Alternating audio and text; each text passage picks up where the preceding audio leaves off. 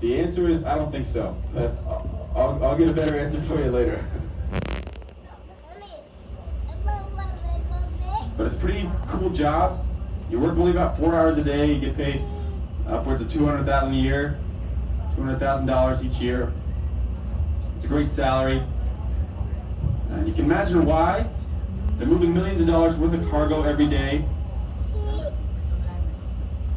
You want to make sure that it's the right person up there in that glass box. You can also imagine why they work such short hours.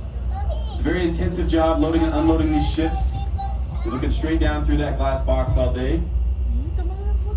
This is pretty neat. We get to see them load these containers. But looking down through that box, you're really prone to vertigo, getting dizzy, things like that. You can imagine a small mistake in this game means you're losing millions of dollars. You try to mitigate them as much as possible.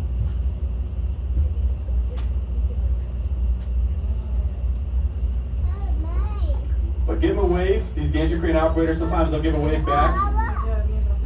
That's just a good rule of thumb. If you're on a boat, kind of good boating etiquette, good boating culture. See somebody, give them a wave. Just wave with one hand, wave with two hands. That means we're in distress and we need their help.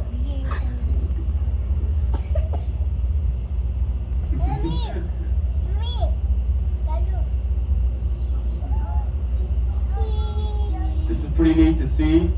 The ship coming into port here. Now you might be wondering, there's so many rows along the boat, and there's only 4 cranes on this one right behind us. There's even more rows on the CMA CGM Mundra right here. Do they untie and retie every time they need to go to a new row?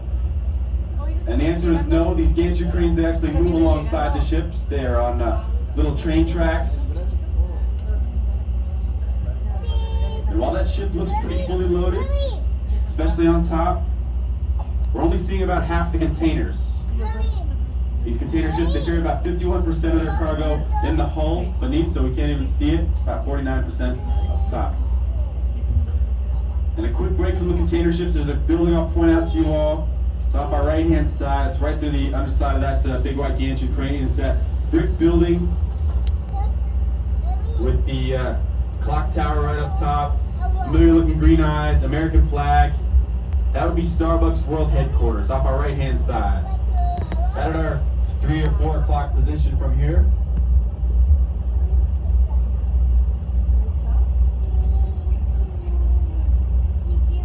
Now, if you're a real fan of Starbucks, maybe you already checked out the place up there at Pike Place Market. That's a great thing to do.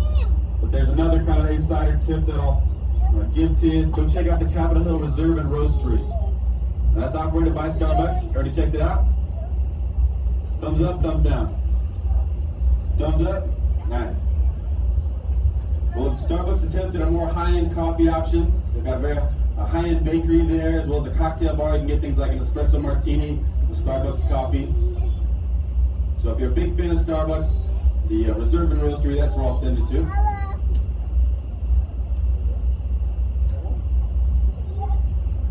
This is pretty neat to see this container ship being loaded right now. You can see there's a couple different sizes of these containers. That one boom had one that looked a little bit smaller. That's a 20-foot container. Ones that are a little bit longer, those are 40 feet. And sometimes, out of all the longer ones, you'll see ones that poke out even just a little bit more. Those are 45 feet. Those are the standard 3 sizes that are used worldwide for shipping containers. They're called intermodal containers because you can put them on a semi-truck, you can put them on a train, you can put them on a container ship like this.